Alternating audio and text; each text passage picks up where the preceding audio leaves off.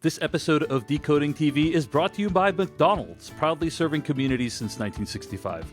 McDonald's, I'm loving it. Hello, everyone, and welcome to Decoding TV, a podcast about television. I am David Chen. Hello, I'm Roxana Hadadi. Today on Decoding TV, we will be discussing Season 2, Episode 1 of The White Lotus, entitled Ciao. And what we do here on this podcast is we will spoil everything through Season 2, Episode 1 of The White Lotus, but we will not spoil anything from future week's episodes. That includes any episodes that either of us may have or may not have watched, as well as anything on the next time on preview for The White Lotus. So that is how we do things here on the Decoding TV. You can find more episodes of this podcast at podcast.decodingtv.com. Email us at decodingtv@gmail.com. You can also follow us on TikTok, Twitter, and YouTube at Decoding TV.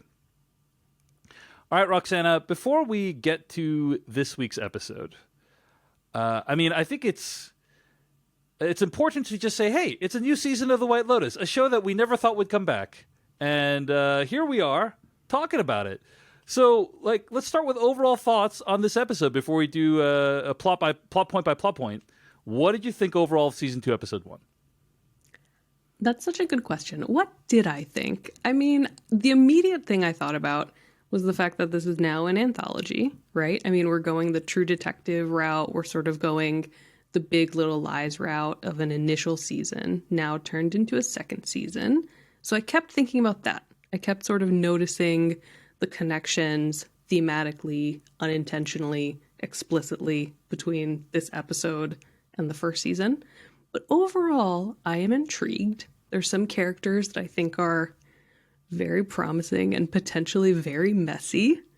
And I also am sort of curious about whether we're going to get the same sort of class-specific conversations about Season 1, or if we're only doing like a men and women and how they communicate with sex and romance thing. And I think the opening credits sort of tilt us one specific way. So I'm a little curious if that continues. What about you? What were your thoughts? Yeah, overall, I liked it. And, we'll probably talk more about this later on during this episode, but something we didn't address in our Season 1 look back was the idea that there is an inherent, or maybe we addressed it but didn't dive into it, is there's an inherent tension of a show that is critiquing wealth and or the wealth of these very beautiful people in a beautiful location, but that the fact that they are beautiful, wealthy people in a beautiful location is the reason we're watching the show, or many people are watching the show. Right? 100%. If it was not about beautiful, wealthy people, probably we wouldn't be. You and me probably wouldn't be as interested. A lot of the audience wouldn't be as interested in it. So there is a little bit of a tension there. It does, to me, seem as though this season does have its sights set on a different topic that's beyond just wealth, but also, as you point out, sexual politics. And so I'm kind of interested in what the White Lotus lens is going to be on that. It's like layering another thing to critique on top of the wealth, perhaps, right? Well, and I think it's fair to say that Season 1 did also have this, right? I mean, the Shane and Rachel marriage is very much about them both being young and beautiful, and Shane sort of thinking that Rachel's beauty as his new wife is social collateral, right? And then we do have the Connie Britton Steve Zahn marriage, which was also about his emasculation now that she's successful. So I think this stuff was the secondary level of critique in the first season, and now we've sort of swapped it and it's the first consideration. So I think it was there. We're just now getting a more clear view of it. That's a great point, yeah. But fundamentally, regarding this episode, feels like a promising start. Feels like we're being introduced to intriguing characters that are all going to have some kind of arc this season. And I am curious where it's all going. But this is very much an introductory episode where we get a sense of who these characters are, and not that much happens. Right. So I liked it. I'm intrigued. Obviously, we're going to keep watching it. But it wasn't like I felt this was a great standalone work in and of itself. Right. It's very table setting. It's very episode 1. It's here's everyone. Here are a couple lines of dialogue about what their whole deal is. and you're just supposed to accumulate that info and hold on to it for next week. Yeah, and there's a handful of like really great scenes. You know, like there's a few like spectacular scenes in there that I think we will discuss. So it's not as though there's nothing particularly interesting about the episode. Like there are still some great things. But yes, you're right. Table setting is a great way of describing it. So let's get into the episode. And I think the way we will try to talk about it is by discussing each of the plot lines individually. Okay? Yeah. And rather than go scene by scene, we're going to talk about like the different groups of people. So there's a pack of 4 people. Let's start with that. That's like relatively standard. Probably the people that are most relatable for you and me, if I had to guess. You know? Are they? You know, some of them maybe, elements of them. Okay, maybe not. Okay, I don't know. I'm just saying in terms of like age wise and you know, place in life. You know, yes. I'm not saying in terms of personality. Okay, Roxana. No. So I was waiting for the caveat. Roxana and I were very good friends and colleagues before this podcast began, and by the end, she will be so turned off by my spurious comparisons that we'll never talk again. But Harper, played by Aubrey Plaza, and Ethan, played by Will Sharp. They are, I think, husband and wife or boyfriend girlfriend, right? Married couple, I think. I think they say they've been married 5 years. There's some sort of time element that's given. Then there's Daphne, played by Megan Fahey, and Cameron, played by Theo James. And so these 4 are going on vacation together. And actually, I should point out, you know, before we really even get into the storyline, we got to talk about some of the stuff that happens before we even meet this foursome, which is that the show has a new theme song. And the original theme song was an iconic piece of work, really well done. This is like a remix of the White Lotus season 1 theme song, which I thought was kind of interesting. You know, there's a lot of shows use the same theme song from season to season. Sure. And some shows do a completely different theme song from season to season, like The Leftovers, say. And this is like a remix, a kind of different version of it. What did you think of the new theme song, Roxana? I liked it. I mean, it starts sort of operatic, and then it becomes a little bit techno-y and frenzied. And I think if we are going to read clues into everything, then I took this as like things are going to start sort of slow, and like you're going to sort of think that you're just seeing Italy. It's pastoral. It's beautiful. Look at the marble statues. Look at the cherubs. And then all of a sudden, people are just going to be having sex, and like they're everywhere. So as you do, I liked it, but it initially sets a very different tone from last season. I was not a fan initially of it. Maybe it will grow on me.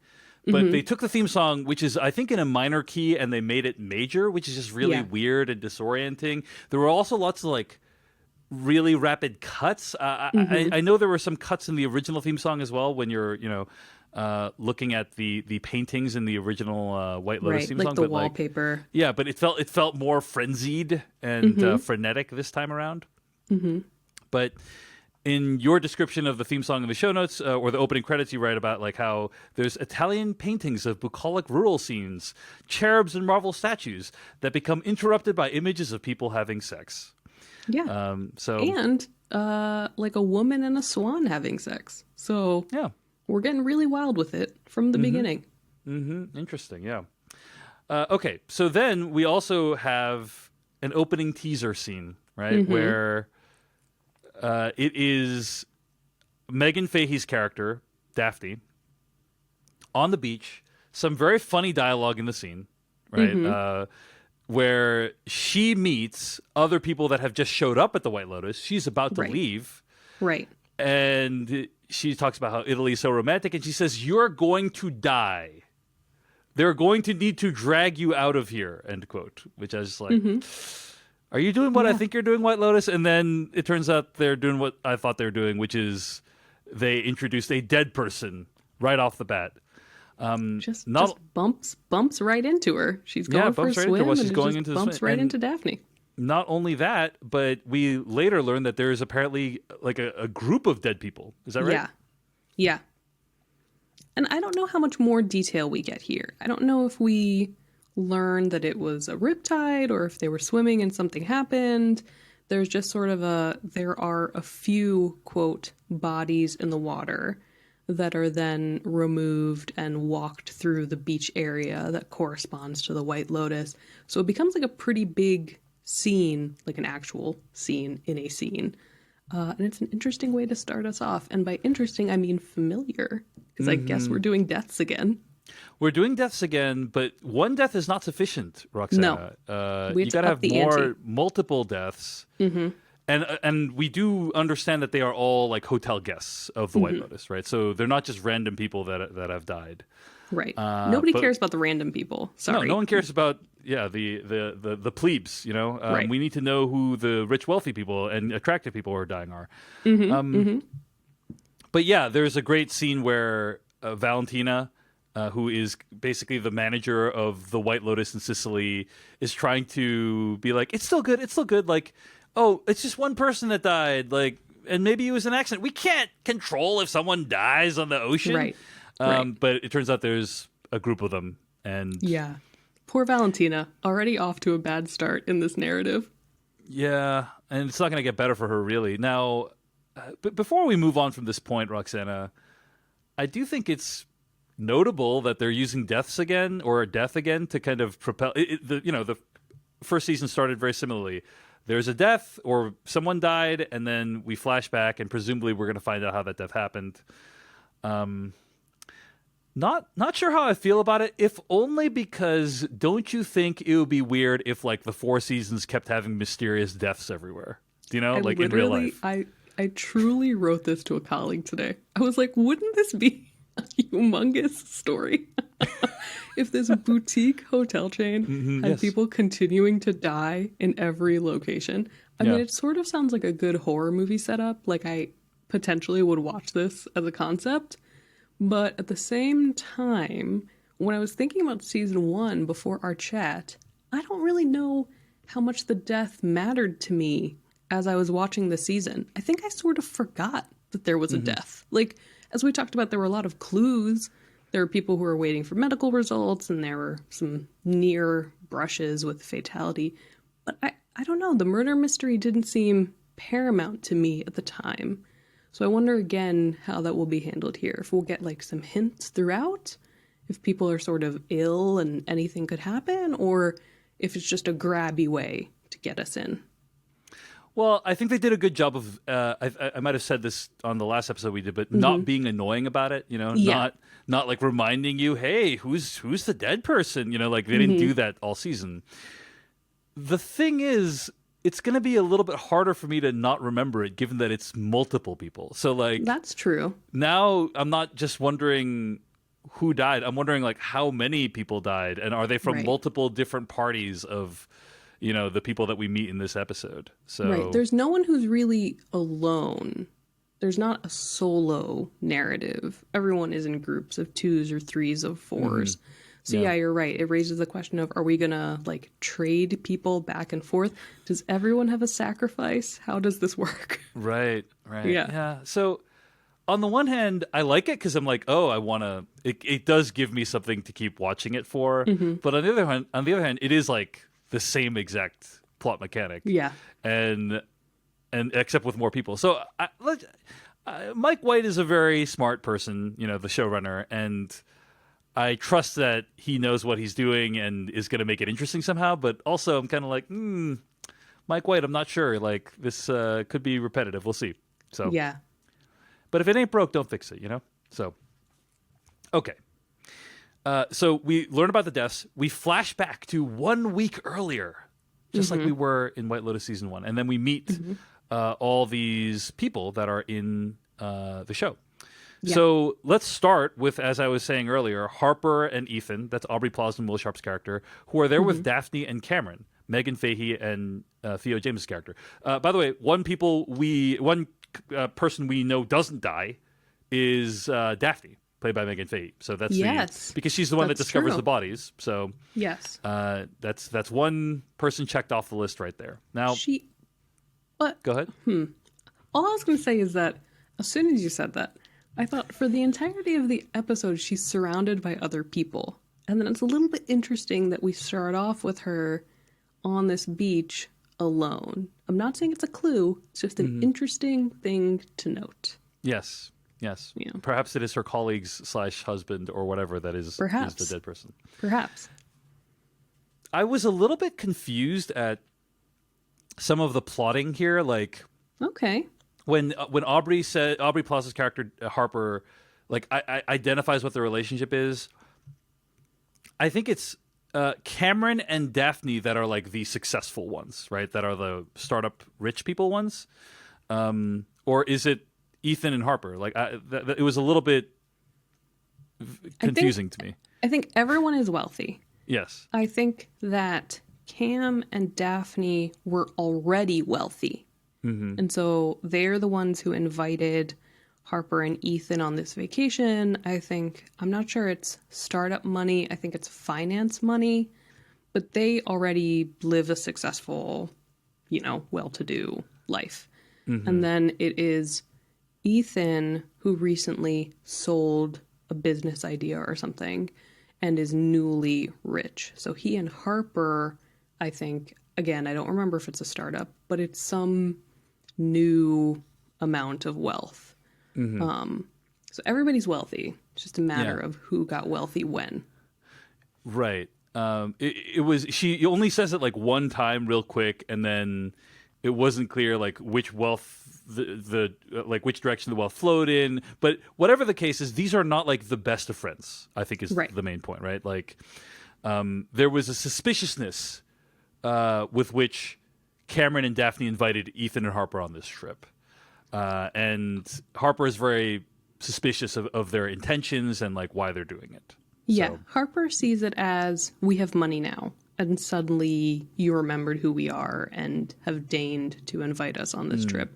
So it's through these series of various conversations. Like, I don't think they talk on the ferry. I think the establishing ferry shot is just that Harper and Ethan are sort of argumentative and like bickering, and Cam and Daphne have this very like, we're both attractive, we're both young, we're both beautiful, we can't keep our hands off each other sort of thing going.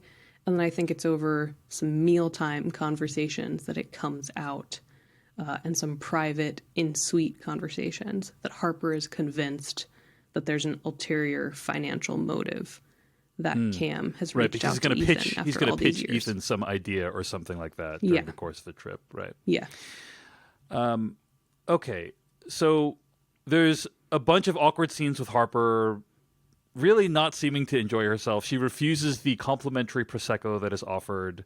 She's so bad at having a good time. I mean, it's peak Aubrey Plaza, right? Like, Aubrey Plaza has become sort of our awkward queen at just making other people uncomfortable on her behalf. Yeah. So who rejects the complimentary Prosecco? I don't drink, and I would accept it, Yeah, just take a swig. It's ruined already. They're just going to throw it away. I want to take a pause here and just recognize that I do appreciate the casting of the show. This is a show where you have, over like or around a dozen characters that you're introducing to people in this episode, and all of them have a pretty distinct look. And that is very important for a show like this. And it's I think it's an under-recognized point, is that when you have a vast cast like this, you need everyone to be like recognizable and like distinguishable from each other. And I think this episode does a good job, or the show does a good job of that. There is a scene where Harper and Ethan and Cam and Daphne's suites are introduced to them, and they show off this door that is between them. And she's like, "Okay, we're not going to use that." Yeah, why are There's you no need even to show me. showing We're this not to going me? to use that.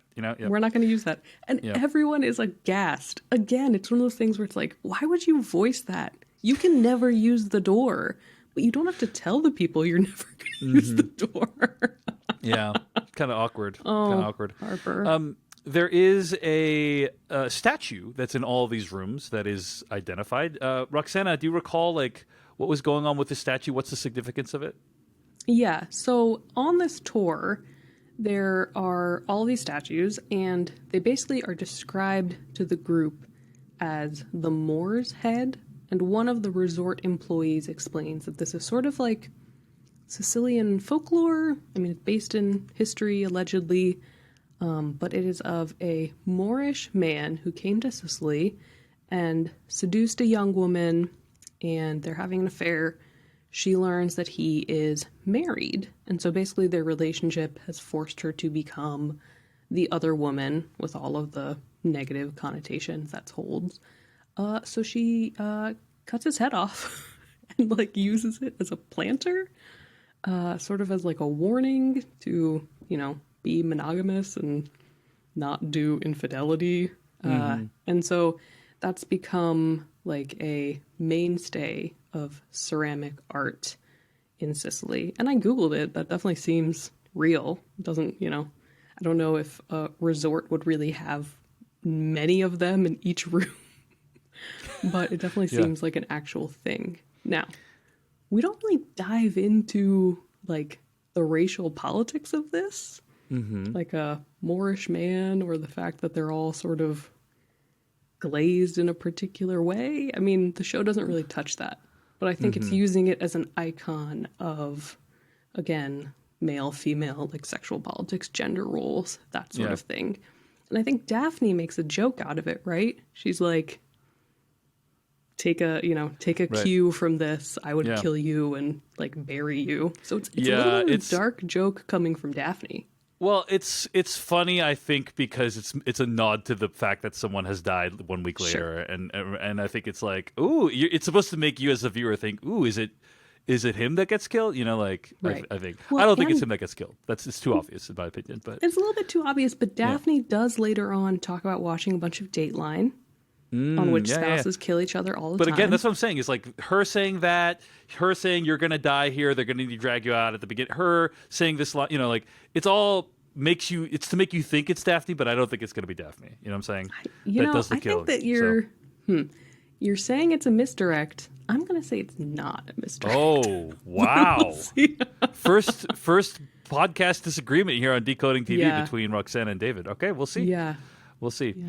I've gotten tons of things wrong on this podcast so far. And I don't think there's much more evidence. I mean, if this is really the reality, then they're like laying it on a little bit thick early in the beginning. But I sort of, I always like the idea of this prim and proper woman being the one who sort of loses it. Yeah. But yeah, so that's the Moor's Head. They're everywhere. We cut to them often. As transitional moments between scenes. So Mike White is really incorporating them. It's kind of a nice, ominous sign of things to come, basically. But yeah, there's a scene between Harper and Ethan where he says to her, hey, can you try to have fun, please? I kind of like these people and long for their approval on some level, and please don't make things awkward, et cetera, et cetera, et cetera. So later on, there's a scene where they all get to meet each other, right, and talk about, we get to learn more about them and their backgrounds. We learn that Harper does employment law, and Cam chimes in helpfully by saying, I hate those bogus claims, and it's extremely awkward. I don't know if you've been to these dinners before or these meals before where like someone says, it's my, I spend all my life fighting this kind of person, and then like another person at the dinner is that kind of person. It's just very, very painful. And very proudly that person. I mean, that's sort of the funny thing about Cam is that he very much seems like the type of person who will purposefully provoke you just because it's funny to him, which comes up again in a later scene.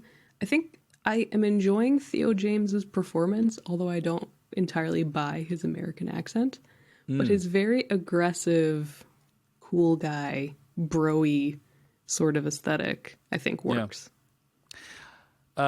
They talk about what they enjoy doing, and it's like, it seems like Cam and Daphne don't watch the news. They don't really vote. They don't really have any conservative issues. And it's like, it's a really nice illustration of privilege, I think, like the idea that something that we are seeing more and more now, which is a lot of people saying, hey, I don't do politics. There's this I see this trend online of people saying like, I don't like to talk about politics, and I don't like to talk about politics. In my opinion, David Chen's opinion is just code for, I am not impacted by the systems that politics would impact, right? Or Yeah. that your politics might, impact. And it's basically this expression of privilege from Cam and Daphne that like they don't need to think about it because none of the stuff in the world really affects them. These beautiful white people, these cis hetero white people, basically. Yes. So yeah, and like I feel like in our current political reality, I think there are levels of detachment from that. Like I also think you find people who feel so disenfranchised that it's also a matter of I'm not going to vote. Like, what has that actually done? And that's not the privilege we're dealing with here, right? Like, it's so interesting to me that you phrased it as what they enjoy doing, because Harper and Ethan list things that they don't actually enjoy doing, but they feel like they should be doing, right? Like, they don't enjoy the news. Harper needs Ambien to sleep. She talks about the anxieties of the world and how bleak and terrible things are, which are all things I agree with and empathize with. But I hate to say that, I hate to go down this road, but part of the conversation sort of feels like she's like showing off a little bit. Like, look at how sort of sophisticated I am, that I am doing these things that you guys don't do.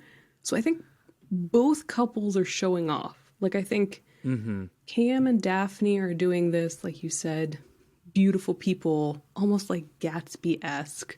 We're so untouched by everything, and look at how happy we are. And then I think Harper and Ethan are doing a sort of like, well, we're suffering with the realities of the world, and you should also respect that. So both of them are doing a little bit of posturing here, I think. yeah, I mean, I think all of them are unpleasant. Of course. I would agree with you. I'm not saying like I'm really rooting for Harper and Daphne.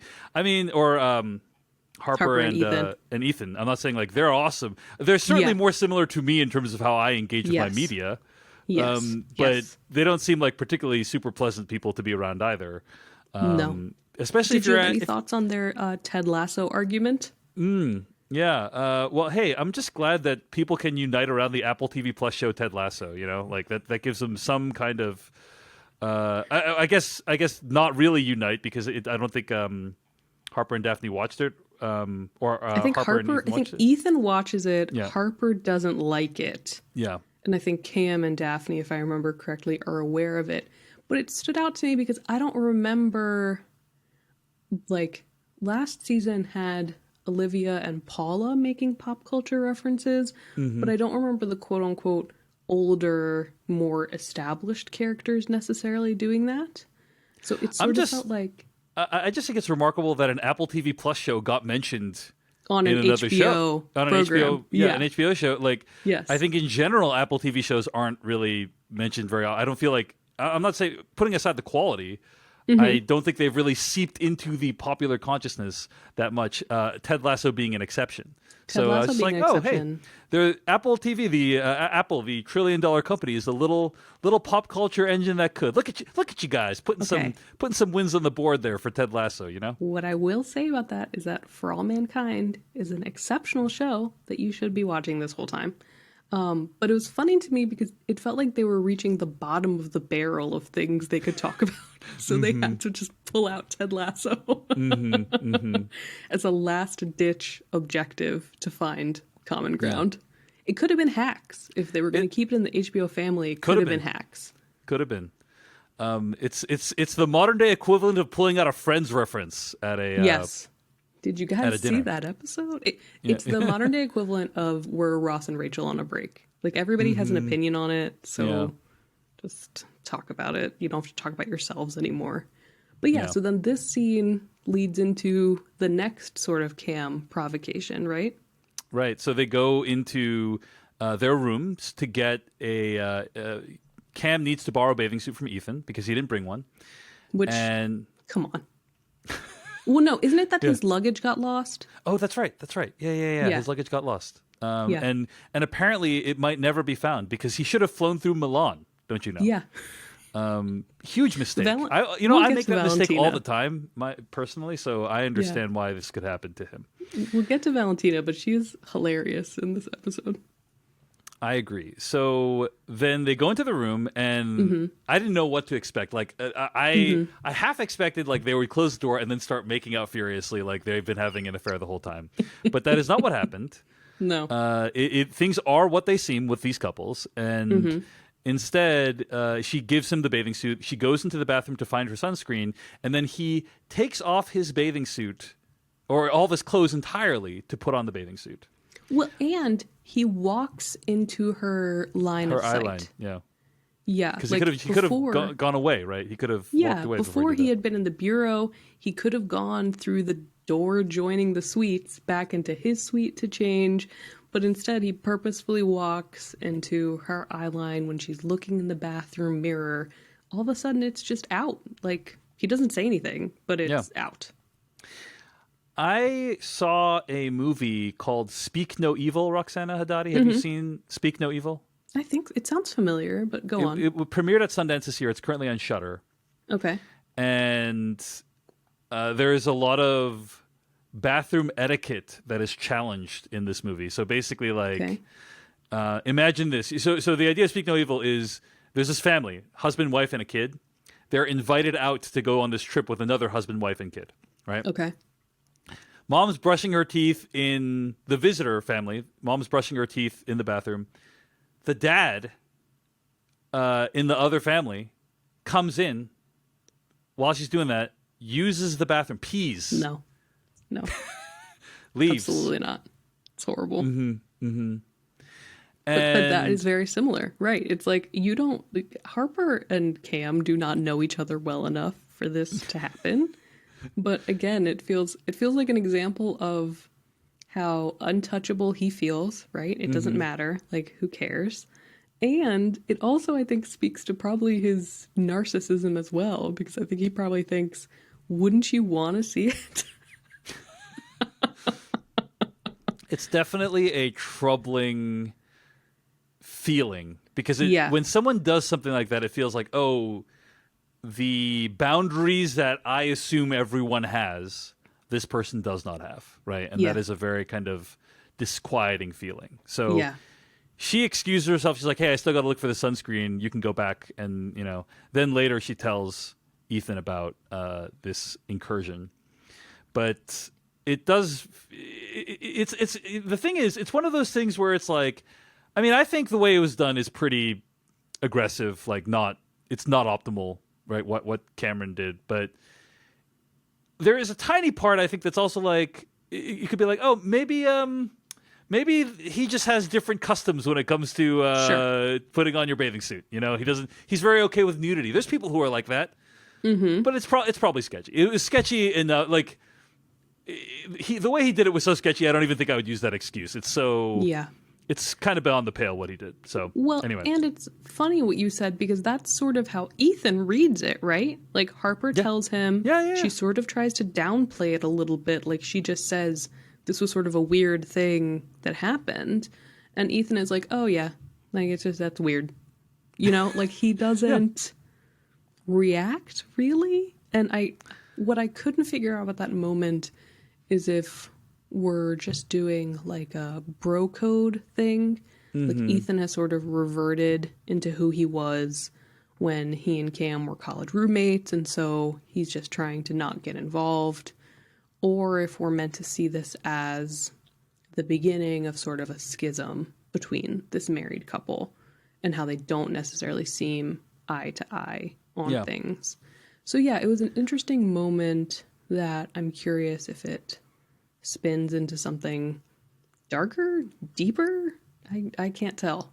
Yeah, I think the point I was trying to make, somewhat poorly, was that there's kind of enough ambiguity in Cam's actions that it's the kind of action that's not immediately outrageous to anyone who's hearing what happened, right? And so it's right on that borderline of, this is troubling, but like, if you get angry about it, you look a little bit weird, not like completely, but like you could be made out to look weird. I'm not saying I condone this. I just want to be clear. I'm not saying I think it was okay. No. Right? But I'm just saying, obviously, as demonstrated in the episode, right? Like, it's and I don't think you were saying that. Yeah. Like, I think the ambiguity is there purposefully, because we don't see his reaction to it. Our perspective is very often with Harper in these conversations. Yeah. So we don't sort of get his right? Like if he meant to do it, we don't get his Yeah. reaction. He doesn't mention it to Daphne, although Harper Right. mentions it to Ethan. So I think there could be something like you said that like this is just who he is and it doesn't even bother him. So why would he mention it to his wife? He clearly doesn't think he did anything wrong. Yeah. But it does feel like a line passed. And it just gives Harper more fuel to her. Surely these people who are so rich and oblivious can't really be happy. And so she becomes obsessed with this idea of, are they happy or not? And what does happiness mean? And if they're happy and we're not happy, does that mean there's something wrong with us? So I think there was already a little bit of insecurity there from Harper. And then this moment just exacerbates it. It's fascinating because I think we're seeing two couples, and I believe you are in a couple right now. Is that correct, Roxana? And I'm in a couple. And on screen we're seeing two couples that are really dysfunctional in different ways. Yeah. You know, in my perspective, like neither of these couples are aspirational. They both have problems. But I think most people watching can probably identify more with one couple than the other. That's going to be my guess. So. And I'm not going to ask which one is yours because I'm considerate. I also think that it's possible to relate to different issues in each of them, right? I mean, we do get a lot of scenes that are sort of public facing where you see how they react when other people are around. And then we do get scenes where they're together intimately, like in their hotel suite, where they're a little bit different. So I think any reaction to any of these characters would be sort of valid. Because as much as I like Aubrey Plaza, she does a great job making Harper unlikable. Like, there were times in this episode when I was like, oh God, Ethan, like, how do you deal with these complaints? So yeah, I mean, I think all of them are imperfect, flawed people in their own way so far. Agreed. Yeah. Only other thing to mention maybe is there is a kind of brief moment at dinner when Cam identifies the locals as hookers to Ethan and jokes that Ethan was the original incel in college and is he different today or not? You know, and so it's a little hint of Ethan's character. Other than that, I think that's mostly what we'd have to talk about when it comes to Harper, Ethan, Daphne, and Cameron. Anything else to say about that those pair of storylines? No, I think that sounds right. I mean, I think just that there's like already this sort of bullying reversion between the two men, and that feels like something to keep an eye on. Indeed.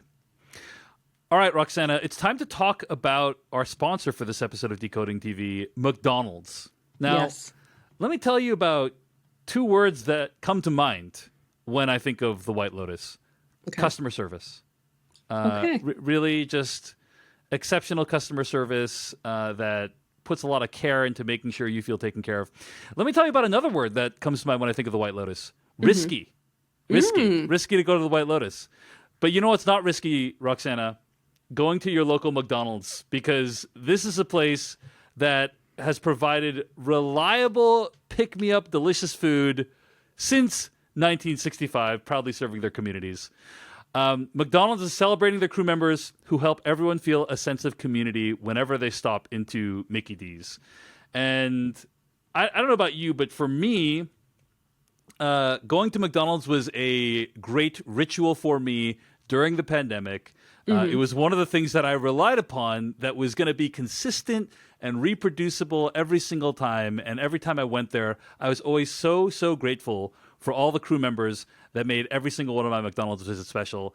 You have a favorite McDonald's meal, Roxana? Any favorite McDonald's food for you? I do. We've talked about this. It's the fish fillet. Yes. I do not abide by being halal, but it is a halal option, which is, very important. Great. Yes. So yeah, I mean, 2 fish fillets and like a large fry is generally where it's at. Same. I love the fish fillet. I'm also a big fan of the chicken McNuggets. It's kind of my favorite go-to.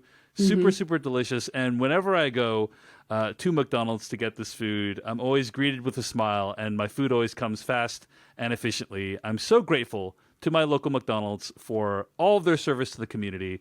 And a big thanks to McDonald's for sponsoring this episode of Decoding TV. McDonald's, I'm loving it. Let's move on and talk about the Tanya, Greg, Oh my Portia plotline. It makes me so anxious, like just incredibly apprehensive from the beginning. Tanya's in this episode. She is married to Greg as of this point, and she has her personal assistant with her, Portia, played by Haley Lu Richardson. So these are the characters. Tanya and Greg are the characters from season 1 that are going to come back. As far as we know, there's no one else from season 1 coming back this season. Yeah. But what happens with Tanya? Well, she arrives at the White Lotus. We learn that she is one of the most highly valued guests at the hotel, right? Yes. Isn't it the Blossom Circle? She's Yes. part of like their fancy membership program. Yeah, she used to be like I think a pedal or something like that. Or That makes sense. A Yeah, pedal and then would she's become a now in the blossom. inner circle, and she is trying to find her husband Greg. Greg has not been responding to her texts, Right. and when she finally meets him, he is stunned that Portia is there because he was hoping this would be a romantic getaway for the two of them, but she Right. brought her personal assistant. Right. What does Portia do? Nobody knows. It's not Well, really discussed. Well, what we do know, Roxana, is she's providing Tanya with emotional support of some kind. Because Correct. Tanya Yes. says to Portia, "Hey, I need you to stay in your room, but don't be far because I might need you. I might need Yes. you." So Yes. It's basically what, a version of what Belinda had offered. But Belinda was like trained, right? I mean, Belinda was an actual source of emotional support, which is why that relationship was so screwed up and awful in season 1. With this, it's like, I don't really know what Portia does. I mean, this is not to diminish Portia. Portia's experience seems rough. But I'm just curious what the job listing was and why Portia responded to it. And what their dynamic is like outside of Sicily. Doesn't seem good. Seems pretty bad. I would agree. I mean, none of Tanya's dynamics are particularly good. I mean, this is one of the things that I think any show like The White Lotus needs to struggle with, which is you have a character that's super quirky like Tanya, and has generated a lot of laughs in season 1. Like, I love that Fan character. favorite. I mean, that's why Yes. she's back. And you're kind of trying to pivot her from this quirky character to someone who actually has gravitas, somebody who actually has an arc, we actually need to feel something for. And I do think it's a little bit tricky, you know? Another example of when this has happened is the show Hacks that you mentioned earlier with the Megan Stalter character. You know, the character who's like kind of like a hilarious character in season 1, and then in season 2 they kind of try to give her more of a serious arc and like make you take that character more seriously. I feel like that's kind of what's happening with Tanya, and I am curious how people are going to react to it. But what is clear is that the relationship with her and Greg is not good. No. That, you know, she tries to make a pass at Greg and it doesn't go super well. And later on, they have awkward sex, and Greg doesn't get to finish, and he makes some very, very upsetting comments about her weight and how much she's eating. And are you familiar with the Gottman style of relationship management? No. Roxana. Well, no. The only thing I wanted to add to that, two things I wanted to add Yes, to that. please. Before we I get launch into into that. a tangent. Is that I'm so intrigued by you describing Tanya's arc that way, because I feel the exact opposite. I think her season 1 arc was very weighty, and she's dealing with the death of her mother and like all of this wrapped up grief and passive aggression and all of this stuff. And so I felt like Coolidge's performance was quirky and odd and all of those things, but the arc itself I thought was very solid. Here I feel like so far she's sort of being played more for laughs, right? I mean, the weight stuff is very distressing, and we'll get into that. But she makes a face at Portia. Like, she makes all these demonic faces at Portia. We laugh at the amount of luggage that she brought. I think that there is something a little bit different happening with this character this season, and it feels more like they wanted to make her a recognizable sort of villain because people responded to her sort of positively in season 1, aside from the Belinda stuff, I think there was a lot of empathy for her grief journey. And now I think we're sort of digging into actually she's really terrible. And she's really terrible to Portia. So I'm sort of curious how that plays out. But it's funny that we have sort of oppositional reads on that. And the last thing I'll say before you talk about this relationship thing is that she... Boring. Anyway, go ahead. Yeah, that. She kicks off Greg because the Moore's heads freak her out. Mm-hmm. She gets, like, very afraid of these sculptures. So she is sort of internalizing what the show and Mike White are using them for, which is to sort of cause this disquietude and this sense of being watched. So that sort of felt like a little bit of a reaffirming, like, meta sort of moment. But okay, what's this relationship management thing that I cut you off from describing? I think you fairly call out that she does have a bit of an arc in season 1. I guess I remember all of her like silly scenes like on the boat and that kind of stuff. Yeah. You know, that's like kind of what I remember. And I do think she was kind of villainous with Belinda, to be honest. Oh, with you. She was, absolutely. Yeah. But I think so it was I feel more like I already got that burn. a taste of that. Yeah. Yeah. I think what you're saying is like it was more of a slow burn villainy in season 1, and this season we're already being hit with it right off the bat. With we're how already she treats, being hit with her telling her younger employee to stay locked in her room in case Tanya needs her. Yeah. Yeah. Okay. Gottman style therapy, or the Gottman method. So the Gottmans are a couple that are a legendary pair of relationship / marriage therapists, counselors, and they're well known for theoretically being able to predict with high level of accuracy within a very small number of minutes whether or not a couple is going to stay together or get divorced. Oh, okay. One of the biggest predictors of whether or not a couple will stay together or get divorced is the amount of contempt in the relationship. How much contempt is there in the relationship? So whenever I'm watching a relationship on screen, whenever I'm contemplating my own relationship, I'm always keeping an eye on the contempt level. And I would say the contempt level is pretty high in this show. What do you think? Very high. Roxana? Yeah. I mean, it's like Kevin can F himself levels of high. It's incredibly Well, I'm specifically bad. about Greg towards Tanya. Do you know what I mean? Oh, yes. I mean, that's specifically what I'm talking about. I mean, Greg, this whole argument about the macarons, his comments about the panna cotta. I mean, again. Yeah, just like casually cruel things. Yeah. You know, it's very. And some of these relationships, it's like, why are you two together? Like, I think this season it's really digging into that. Why are you two together? Yeah. And Tanya and Greg are already a confusing pairing because in the first season he was charming and sort of patient and, like a little bit willing to vibe on her level. And they just seem completely at odds already. And he's being secretive, which... Yikes. If I may project, guess wildly at what's going on here, right, is that, in general, he obviously Tanya's very successful or at least wealthy woman, but also has all these like fun quirks. He's a beautiful person as well, and so he probably was enticed by those things. But then like after a while, it's like, oh, wow, the quirks are starting to wear thin, and living with someone and spending all your time with them is a lot different than going on a vacation getaway with them. Right. And those things have probably worn him down. That's kind of the little backstory I invented for Greg while watching this episode. But anyway, yes, as you indicated later on, there is a scene where Greg is in the bathroom on the phone. He has a decent excuse about how he's probably working on business stuff, but... And if he is in fact working on business stuff, then I think he actually behaved somewhat reasonably with Tanya. He shouldn't have slammed the door in her face, but he had stuff he had to do. And Tanya was being weird in his estimation. I mean, she obviously was just responding to some hurtful things that he said earlier, about the macarons.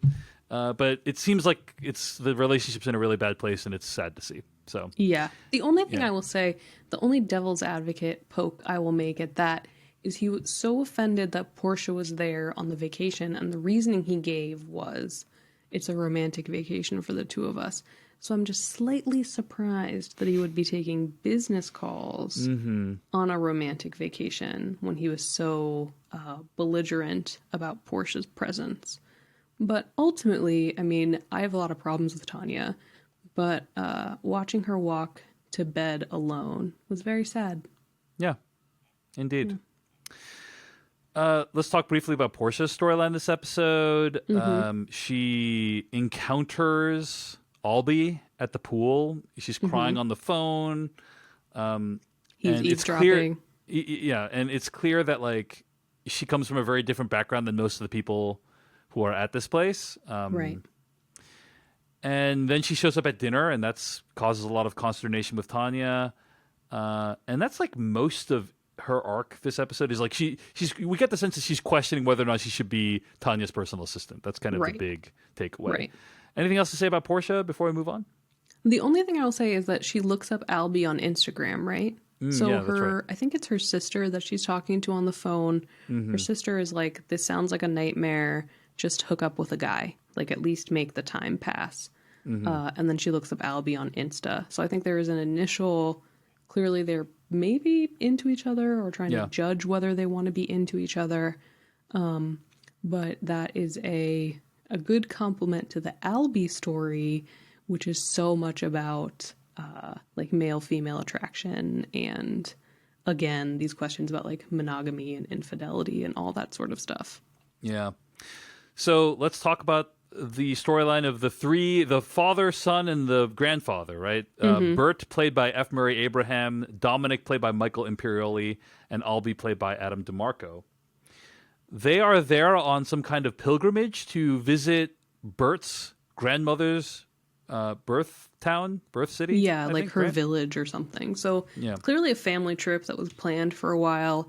And it is revealed later in the episode that it wasn't just supposed to be them. There were supposed to be women from this family on the trip as well.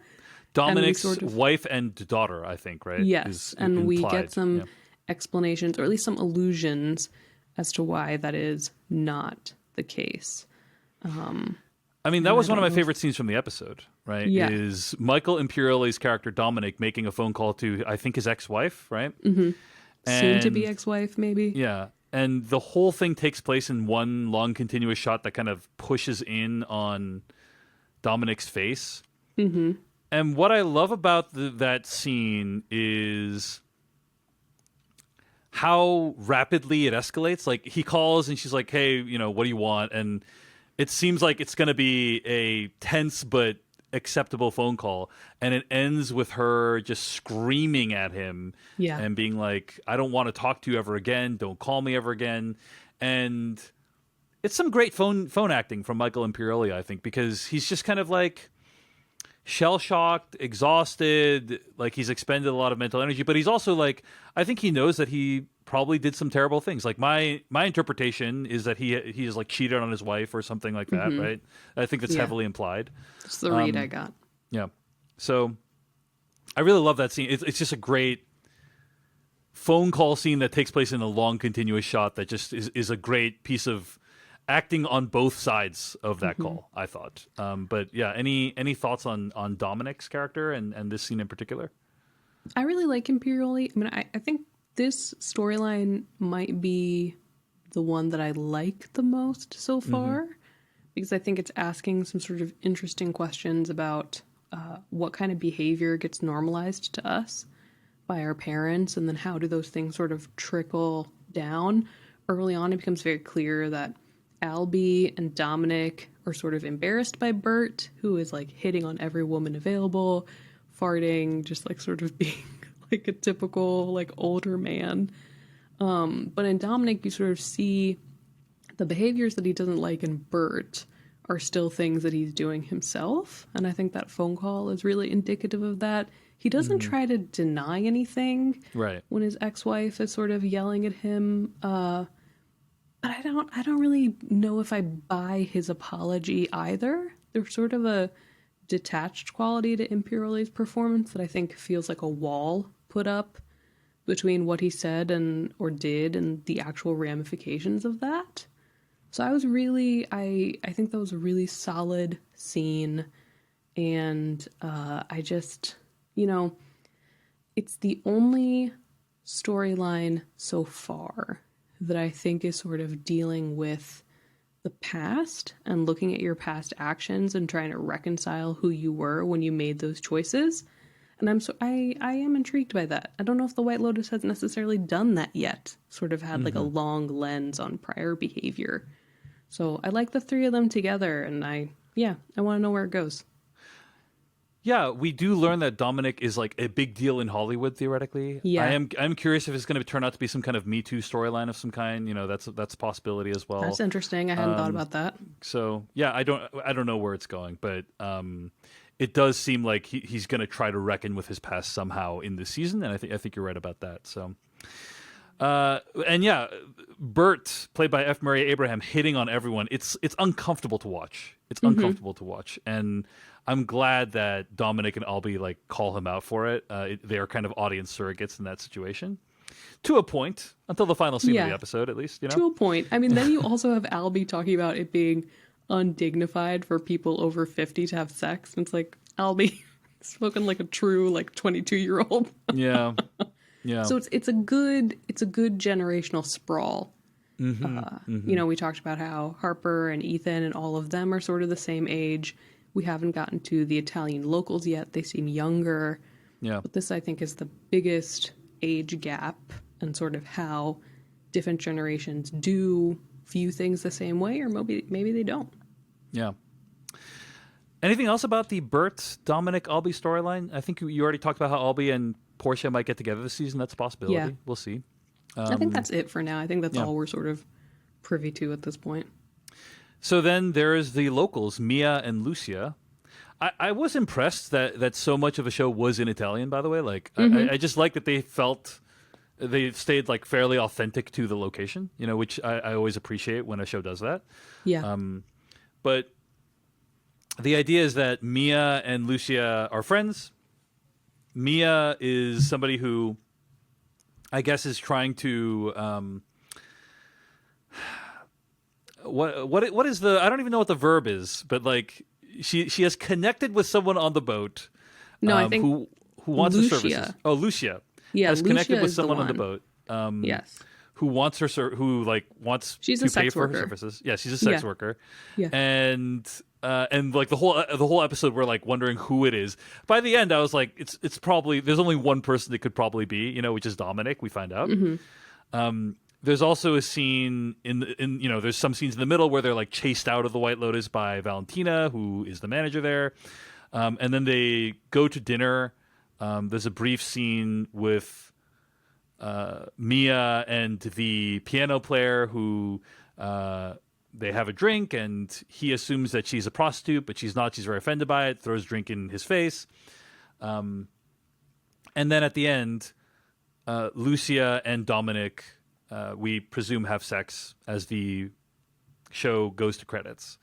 So thoughts about this story? I was like trying to figure out what was going on with the storyline the entire time I was watching. I was like, where is this going?